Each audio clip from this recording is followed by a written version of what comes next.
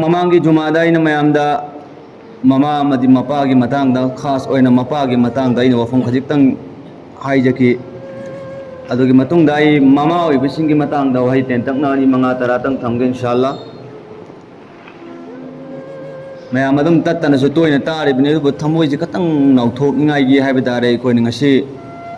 ख्वाइदगी yum चंगेन मतमदा आइगी ख्वाइदगी एना हकचाउबा तोलिसे आइगी इमा अमदी इपा नत्तना कनाम लेइतेबो मरमदे आइना मपाना थोरसु लंबी लमखांग थेंगनरम मीदो मागी हक एंगोंदा लेइतेबो मुसलमान ओइबा हक तोनबगी वानी बट आइगी युम चंगे लावा मतमदे पुंग कुन मरिदा अयाम्बगी सरुक लोइनगदरो चे आइगी युम चंगे लावा मतुंगा आइगी इमा इपा नत्तना कनाम लेइतबनेबो दुनियादा पोलम खुदिंग मक्के परमान पिनिंगाई ले अदुबो ममाम असिना मचा नुंसीबा असिगी कयाम याम नुंसीबनो हाइबा असिगी परमान पिनिंगाई अंफो लेइते सिने आइस दुनियादा फजा फजाबा लई नुंसीबसु अदुम मनम अदुम सीथरा इमांगी अदुगा दुनियादा लूख्रबा समुंदरगी मयाइसु क्याम याम लूबनो हाइबसु अल्लाह न अदुम खंगल ले अदुगा वांग्रबा आसमानसु क्याम याम न वांगबनो हाइबसु अल्लाह न अदुम खंगल ले अदुगा पोलम खुदिंग लोइम अल्लाह न खंगल ले अदुबो अल्लाह तबारक ताला न ममा असिना मचाजे कयाम नुंसीबनो हाइबसे अल्लाह न खंगन देबो उलमाई किराम सिंह अमसुंग अकाबे बुजुक सिंह अचना लारिकता अमसुंग बयान तौ मतमदा लीरिबा अमसुंग हाइरे वफम सिंह अदन अखोइना तारमोइ खोइना ताव फंगदे ममा न मचा नुंसीबचे अदु क्या नुंसी हाइबगी परमान जे पिनिंगाई अम फोबो थेंगनद्रिबा खोइना ngasi फोबो लैते परमान जे पिनिंगाई ममा न मचा जे नुंसीबै चांग मातम तसवुर तौरोगे यंगो अखोइना कोइ ngasi फम्मेबा अखोइ लोइना म आइगी इमागे तंपाक लोइना लाकपा ngaktaनेबा इमा याउदना अखोइना ngasi मी ओइची ओइबु सुंगम ngमगदब नते अइना अंगांग ओइने मतमदा परमारना पोलक्त्रिंगाइगी ममांगदा मचासी मबुक्ता था मापन अमसुंग चाही मथा तरा नौपु मतमदा ममाचे कयाम वायो मतमदा तसवुर तौरोगे यंगो वखन खंदरा यंगी आइगी खुद की मनुंगसिदा नतगना कइगोम पोल अमा जालगा नतगना कोक्थक्ता करिगोम पोल अमा हापगा आइन चत्प मतमदा आइजे नोंगमतंग पुंग कुन मरितंग चत्प ngमगदर ngममोयबा कभी ngमोयबा अदुम खुद अमा नत्रानी सिंदोरकने नतम पोथागनेबा मी नेमोन नंग फुतो लासु मी द्रै सावगनेबा लेकिन ममा तो खंगे भाई की चाचा आई के पुख्ता एक नाव पूरा को मतंदा आई से चाहिए मफाना आई जे अक्षांग के नारगा अदुम लैगनी अदुग चानिंग बक या चाव फंगोय जे खंग ममा जन मचा दु की दमक तो कुर्बानी पिथोयबा अदुगा थामा पंद नव पुम ममा दु हिपनिंग ममोंग द हिपनते अयाम बगी सरुचि नुपी जी मसा याव मतम द मबुक्ता उपग हिपदे नवाय तमे लोंग ग तने बि हिपि से अयाम बन करिगे अंगांग दु सोक तनिंगाई दमक ने खल्लगा अदु अखोइना कोइ लोइन लाई मेबा अदु इमा दुगी तंपाक त नुसीबा पाइ दुलि चिन्नाउची अहल ओइबे कोइसु मतमम इमा दुगी तंपाक त चौरे इमे अंगांग ओइबे कोइसु कुइद्री इमा इपा गी तंपाक त चौरे इसी नुसीबे चिन्नाउची अदु अल्लाह तबारक ताला न खंगी इंसान मेबना ख्वाइदगे कानबा लव मीजे थुना काउथोकल्लेबे कोइसे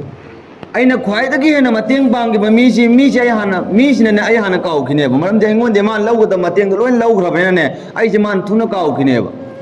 फत्तम मीदु तम निंगसिंगनेबा मेबे फितरतनेबसे अदो अल्लाह न खंगे इंसान मेबना ख्वाइदगे कानबा लवगदबसे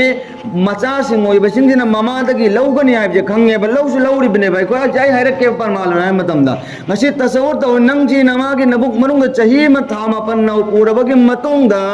nangji na chahi ani mamagi mok pidai jangam chahi ani ne banatra ai koi na ko loina mak chahi ani magi buk thaga imeba tu chahi ani magi buk thaga ko matamda angang apik pangang kari gum polam ma ba ba kana banate ba maha ki mathau di kappa mapan thokchan ba mingon na ot pa pi ba awa ba pi ba sine ba koi na angang oi nge matam de koi thabuk chi kari gum ba ba ba kam gi chi ama ba polam ama ba kana de be koi chi अदु मतमद्र आई की पोक इपासी nova हाथम पम्ब mama से अंगांग खिलौरो से मयुंग हंजले न फुलाना फुलाना है mama जो लंगजल्लीमेबा लेकिन mama मी पुनः मचा लंगथोब अम्मा फाउना लौनिंद्र मतमदा आई की चासे आई खक्न पोकपने आई वारसु वानी चासी दमक आई सेनगनी हायरगा इमादन कुर्बानी पीरगा कोई चावलो जोगा इब नुसिबे चिन्नाउसि चाही अनि मबुक पिथक पगाइसे मामूली नतेब करिगोम पोल अमबो चाबा हैतब मतम ममागे मबुक तुखक्तन चावगतब अंगांगदो ममादुना कयाम वाना मसागे जिसम अदुर मसादा याव पार्ट अदुदगी मागे मबुक तु पिथागा अखोय चावरे इमिरेब नुसिबे चिन्नाउसि अदुना इमा हाइबसी अखोयगी नाक्ता अल्लाहगे अचौबा अखोयना न्यामत अमनी अदुना अखोयगी सिदा जितने भी महलागे इचिल ना इपाई तो कोई इमा मदी इपा खास करून मपा के सुथा वांगे लेकिन ममा दगी मपा न कभी थी हिंदी ना हाई भी अल्लाह के रसूल सल्लल्लाहु अलैहि वसल्लम के मना हंगे या रसूल अल्लाह ममा मदी मपा अनी के हक कना ने न चाउ ना मत ममा नि हेले न अल्लाह के रसूल ना रे अमक हंगे अल्लाह के रसूल या रसूल अल्लाह अमका तो के मखा द करम बनी है न चाउ ममा मदी मपा के है मतम दा ममा नि हेले है अमका अल्लाह के रसूल हम या रसूल अल्लाह हम लोग सुबदा हम कना नि हेन मना मतम दा ममा नि हेले अमका हंगे या रसूल अल्लाह अदो के मतम दा अमक करम मना मतम दा मरी एक सुबदा अल्लाह के रसूल न पहुम बिरे मपा नि है ममा न था अहुम हेले फिर बच्ची नाउ था वांग अल्लाह के रसूल ने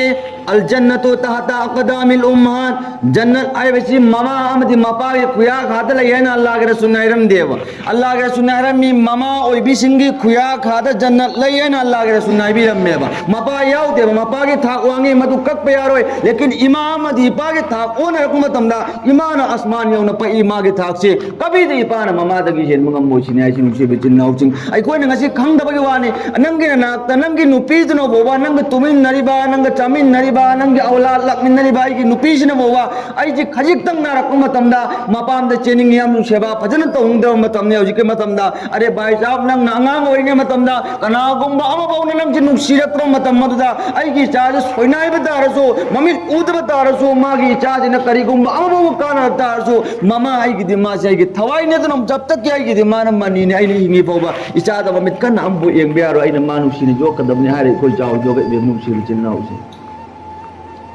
कोई ने खंग दबगे वाने अल्लाह तबारक ताला ना खंगे इंसान में बे कोई इमा की थाक्सी थूने कोई काउथो बने हजे मोय कोई नुपी थीरवा आई कोई ना परमाणु ना क्लास ना सरी कारक पदगे 1 2 3 4 कारक प्रो क्लास 4 5 पौदे तुम अंगांग ओइरे मतम केम द काना बथबो हम तौबाई तेंgai मतम दा काना नंग जी स्कूल जन ngai दमक ड्रेस सेट पिरक कुनो बे कोई इमा दो नंगन ता वल नुंगाई ताव मसा दो पोथा निंगी नुमित चुप तबुक सुरने अहिंग नातम हमका तुम बदु पेन बो हमका पोथा निंगे दो पोथा दे उगल ले दो गाई चाहे ट्यूशन की मतम यौद्रेन फीजे चन बिदना आई जाज स्कूल की मतम यौद्रेन स्कूल की ड्रेस चन बिदना अदुगा म हलाब मतुंग नंगे ब्रेकफास्ट की नंगे चा निंगे डिनर के म अदुदा के लोई नहीं मा दो होत रगने बे कोई नसी मी ओरे इसी मुसिर बिचिन नाउसिन अदुना आईगी नाती मा ले बता रगती अल्लाह की कसम चाहता है माँ की शबाश अदु की मतिक तौबियो नंगे हज अमजु उमरा तो पायन मचत पदो दे अदु की शबा तौबु नि था वांगने बलुसी बिचिन नाउसिन कोई मिसाब अमना कोई द वरी ले कई माना मागे छात्राओं की मयूम चत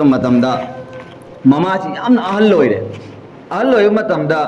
ममा की सेवा से माना फजन तौे अहन जी कया के मत चत खोट करीगुम अम्बो ममा से गमद्रे ममा से अमद्र मचा से मागे खिदम से कया के मत क्या तौे पुंग कुनमरी की कुनमरी से ममा से मान खिदम से पीब मेसाब से कप पे ममित पी तारग नंग नमाज की सेवा तौम वारंग खंगी मरम नंग नमाज करीगुम तौब तारग लेबने नंग नंग नमा की सेवा तौरबासे की सवाब से नंग हज उमरा फंगे सवाब तो मधुदगी अल्लाह नंगोन पीगने की मतिक मगुन से नंग दुनिया फंगीदबदी है लेकिन खुदा ताला के मनाक की मगुन से अदुकी मतिक वांगने खंगने नुसीब चिन्नाउ मरमदी अल्लाह तबारक ताला ना अखोई की इमाम इपा की सेवा तौर अल्लाह न पामे अल्लाह न हरावे बनुसी बाइतुल चिन्नाउचिन असिदि कनागुम फुलाना मियमना अखोन नुपी थीद्रे फोगी ममांगदा सिकी अमाई तांद्रे मतमदा कनाना अखोई इमान आई जो इमान पिचाब पेथा लोई तौरे पैसा नुसा खरा तालपदगी दे कोई नाई नुपी दो मना चलग लैबे वाने पैसा चाही कया नो खल्लगे माइसना बले फरे चाही 35 दा हाइरो अदुगी ममांग मतुंग कया कया हौजु याउरी कोई मनक नौजवान कया चाही 50 सुरा अब निफु सुरा अब मैम अदुगी मिजिंग लुपा मतान द कनाना कोई था कोनो नयुम द चगन मतमदा इंसान का नंग हाउद द इमार चाही में अल्लाह के बंदा नंगी नमाज नंगी दमक्तने थोंबीब नंगी नमाज की नखुत सूरी लेन की बगुम नगर मैंने चाखी नोमदाई इमा नंगी नखुत ले नगर मैंने चाखी कड़ाई नमती येंगे हंदी कोई कनामती येंगोएब बस मागी हाउतब अदु अदा अदु प्रॉब्लम तो ने कोई थीरिसि नुचिरबो ताल चिन्नाउसि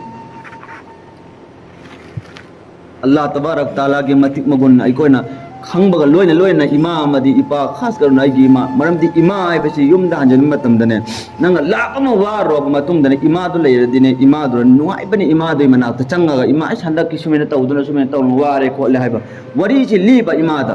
पद इमा दु पिरक पदवा दु अतैन P सुंगम मोइबे नुसिरबे जिन्नाउसि Allah tabarak taala na ikhogi damakta yamna matip go lehen bai gi ma hingi basi makoi gi magun kangchi aduga ikoi gi arakta arui bidai wari tang hai jage be ani ta sungai ne hoi gi mama amalai maha kasi yamna ahal loiraba ma si maulana chaw bujur kam hoye ma si ado mana sumena parmana ini je phammaga mayam ta tai ba am sung law sumen to ma ja hadis ta kami chaw ba mane ulma ma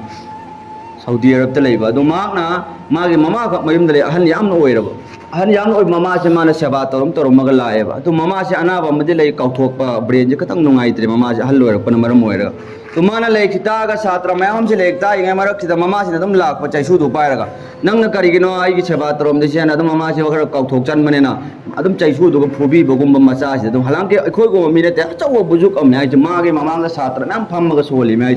ada masaje kem khumde bujuk tu na nyai si khumde aduga nong madi magi mama du thamam me sabalang tarom la ku matam mama du la aga mana pipe chai su du me kan dham matam da ki ustad hai tare magi bujuk tu makok si da kai re machelam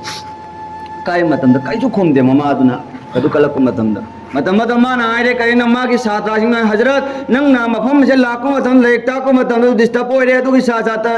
ko gi me sab ki hazrat ki ma si di kau thok pa ga na ba chule me na la ku matam thok da lonjal lamo matung da ma ka hazrat na sita ku loi chat matam thok do ma hang do adu chang matam da si problem ju oi re adu ma di kau thok pa ga na ba chule bane na me sab na hazrat na lolam me ai du kai ju khang aro ya ji nai si matam madura ustad tu na achum phajaba pa ku mom pi dei kare na देखो आइने कई गुम्बा तो लोलम मेने लोलम मदे आई मा दो आई ना तो सेला ngasi ai ngonda phuri ji phur roi be man ngasi ai na lolam da butuna maram morga ai gi ma do ai ngonda la ga phuri bne lekin ima do ai ngonda purak ma tam da ai ngonda kaya ga matik yaw ba nyama lam phang ai ma tam da ai ne ngasi ko kai ba do ko kai ga yum da halaga tum ma tam ne ai gi mangda la ga rasulullah du ga he maulana abdul he nangi nama na ngonda purak ki ba kai gi muhammad karai no muhammad ki khuchina nan ge na ri kai gumbai gi ma do namakte thong jel ma ga dai gi ma dulla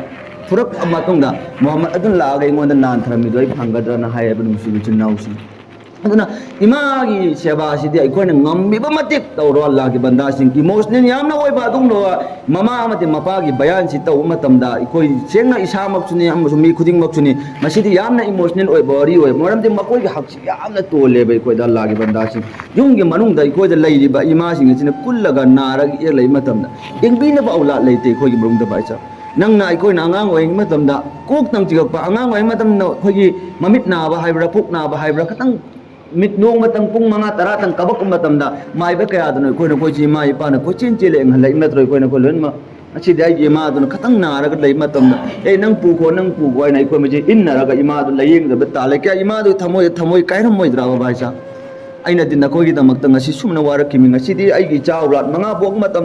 aina ngasi phamung da naraga taraga lai matam da aulat manga maktuna ai pu bi regi eng bi da bi Allah ge mana su pichar lai rodra kabi da nang jannat yobu ngamoi nang amal ibadat mayam jan majid kum summa tara cha ma sara su ai gi ma da phamung da ai gi damak dua tawdra ba ima do ngon noi tab lerga Allah nang gi amal du law roi ba bai sa